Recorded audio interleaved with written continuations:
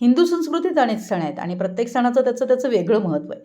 गेली असंख्य वर्षापासून ज्या परंपरा चालत आल्या आहेत त्या जपण्याचं कार्य आजची पिढी करते.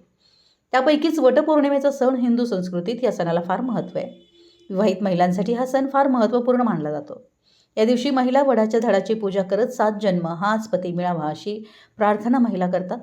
पण अनेक पुरुषांनी तर वटपौर्णिमेपूर्वीच वडाला 7, 11, 21 नाहीतर 108 फेऱ्या मारत 7 जन्म काय 7 सेकंदही पत्नी नको म्हणून यमराजाला साकडं घातलंय.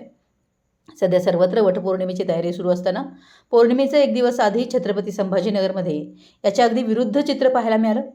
पत्नीपीडित असल्याचा दावा करणाऱ्या पुरुषांनी करोडी येथील पत्नीपीडित पुरुष आश्रमात एकत्र येत पिंपळाच्या झाडाला 108 उलट्या प्रदक्षिणा घातल्या आणि 7 जन्म काय 7 सेकंदही हीच पत्नी नको अशी प्रार्थना केली.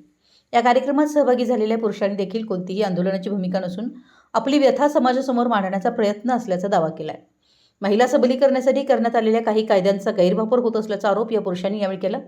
खोट्या तक्रारींच्या आधारे पतीसह त्याच्या कुटुंबियांनाही गुन्ह्यामध्ये गोवलं जात असल्यानं अनेक पुरुष मानसिक, सामाजिक आणि आर्थिक संकटाचा सामना करत असल्याचं त्यांनी सांगितलं. त्यामुळे पुरुषांच्या समस्यांकडेही सरकार, न्यायव्यवस्था आणि समाजानं गांभीर्यानं पाहावं अशी त्यांची मागणी आहे. कार्यक्रमादरम्यान पिंपळ वृक्षाची पूजा करण्यात आली. तसेच न्यायव्यवस्था, कायदे आणि सामाजिक मानसिकतेतील एकतर्फी दृष्टिकोन बदलण्याची गरज असल्याचं मत व्यक्त केलं. स्त्रियांसाठी वटसावित्री तर पुरुषांसाठी पिंपळ पौर्णिमा अशी संकल्पना मांडत पुरुषांनीही न्याय मिळावा आणि त्यांच्या तक्रारी ऐकल्या जाव्यात असा संदेश या कार्यक्रमातून देण्यात आला. यावेळी पुरुष आयोगाची स्थापना, पुरुष दक्षता समिती आणि पुरुष तक्रार निवारण कक्ष स्थापन करण्याची मागणी करण्यात आली. या कार्यक्रमात संघटनेचे पदाधिकारी आणि पत्नी पीडित असल्याचा दावा करणारे अनेक पुरुष उपस्थित होते. संभाजीनगर प्रतिनिधी, मराठी एस न्यूज.